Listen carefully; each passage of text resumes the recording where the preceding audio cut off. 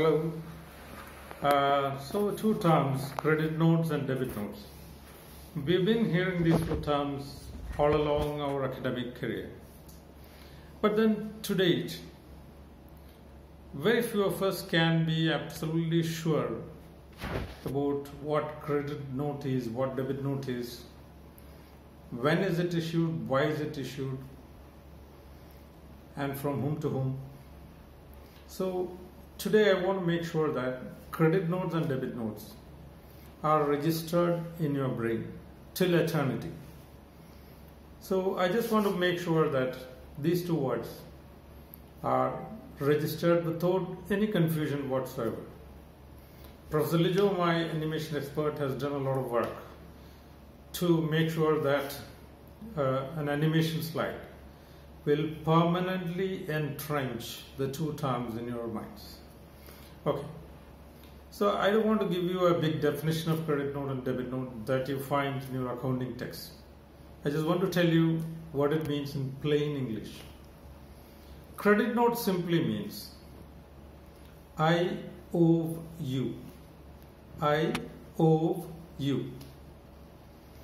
Debit note simply means you owe me.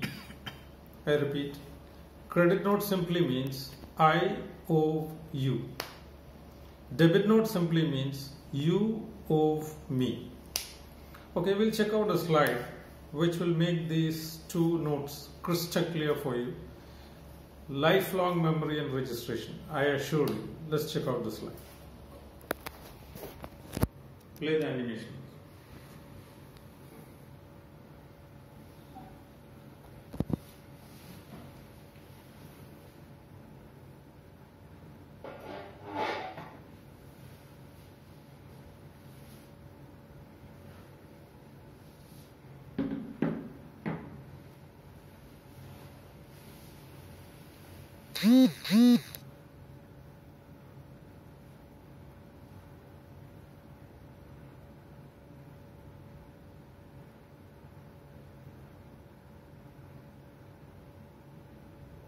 So that's done. So while I explain, let's go back to the first point of animation. We'll go step by step rather than continuously. Okay. So you have a seller, you have a buyer. Okay. So a sale happens. So let's see the sale happening.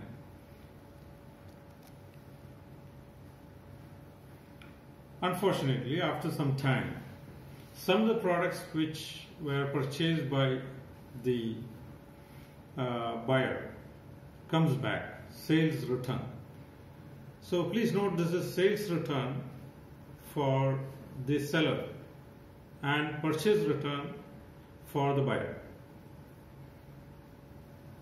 So we need to play it step by step.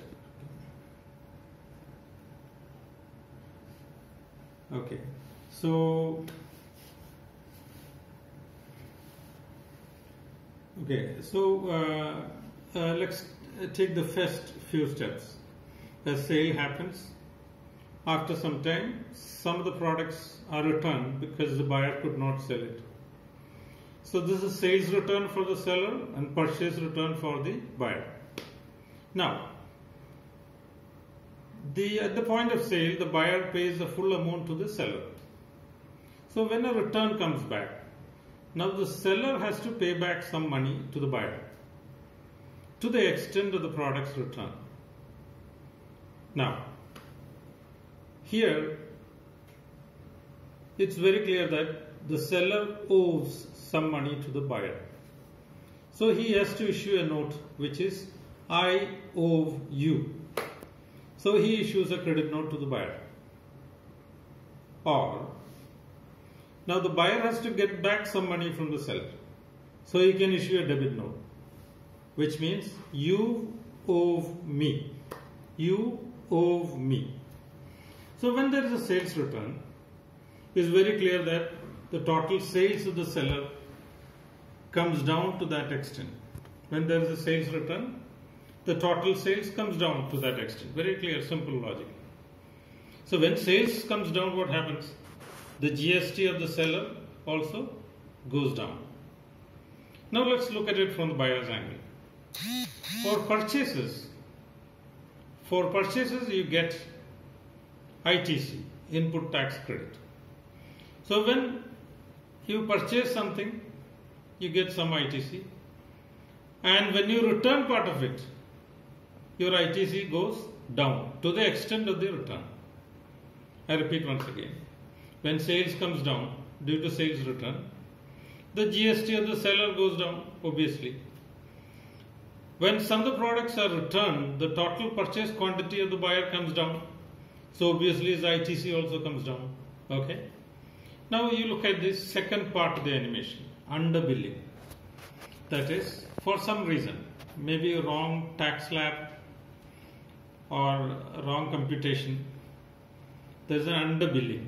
Underbilling means the bill is not correct and the bill value is less than the actual value.